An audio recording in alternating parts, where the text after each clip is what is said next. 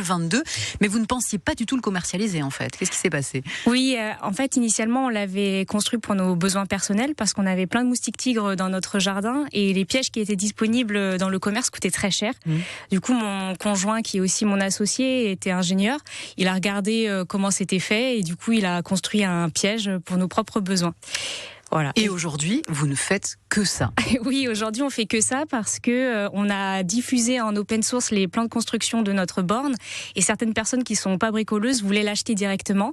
Et on a fait une landing page où on a reçu plus de 14 000 téléchargements de notre notice en open source et 400 précommandes en 24 heures. Pour expliquer aux gens qui connaîtraient pas l'open source, en fait, j'ai essayé, on clique tout simplement et on a accès aux plans, aux ingrédients, j'allais dire aux matériaux qu'il faut faire pour fabriquer cette borne, etc. Mais c'est vrai qu'il faut par exemple une imprimante 3D, donc c'est pas forcément évident si on connaît pas. Et donc vous avez eu des précommandes, des commandes. C'est ça, on a reçu 400 précommandes en septembre 2022, donc on avait tous les deux nos emplois respectifs.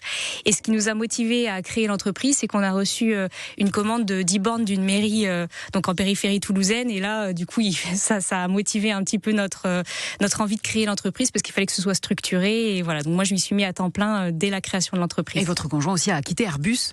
Oui, il a démissionné d'Airbus l'année dernière.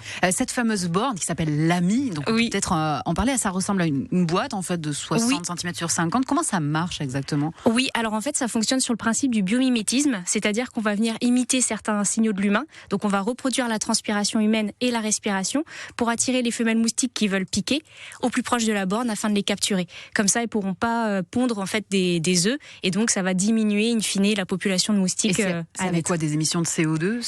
Alors oui, alors la particularité de notre borne, c'est qu'on a développé et breveté un gel CO2. Donc c'est ce qui va venir remplacer les bonbonnes de gaz qui sont utilisées sur les solutions concurrentes.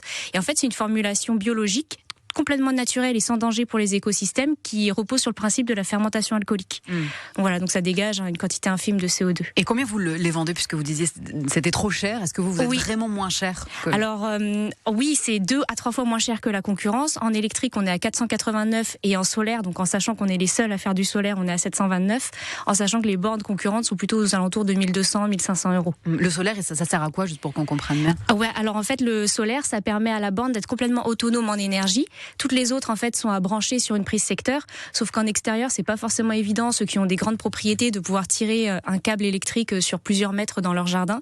Et donc, la borne solaire, ça permet, en fait, de pouvoir la positionner où on veut, dans les endroits stratégiques, là où les femelles moustiques vont pondre leurs œufs. Vous avez livré combien de boîtes Lamy à ce jour? Un peu plus de 2500. Et vous avez conçu, je crois, un modèle pour les pros. Où est-ce que ça en est, ça, aujourd'hui? Oui, alors là, on va commercialiser le Lamy V4 Pro, donc pour cet été, et c'est en train d'être finalisé, là. Ça devrait être opérationnel dans quelques mois. Pour des campings de la région toulousaine, par exemple, ça s'adressera à qui? Oui, en fait, on a reçu énormément de demandes des collectivités et des copropriétés, parce que du coup, ce qui les intéressait, c'était la partie solaire, parce que ça les empêche d'être branchés sur des compteurs électriques personnels, des appartements, et parce que justement, ça permet d'être positionné dans des parcs de façon très simplifiée. Un piège à moustiques, là, c'est la bonne période pour les mettre maintenant, comme les frelons? Alors, ça dépend un petit peu de la région. En général, on dit qu'il faut la mettre au moins 6 mois en activité, soit d'avril à septembre, soit de mai à octobre. Et en une journée, on peut avoir combien de moustiques avec votre boîte? Si elle est bien placée, on peut en avoir une vingtaine facilement.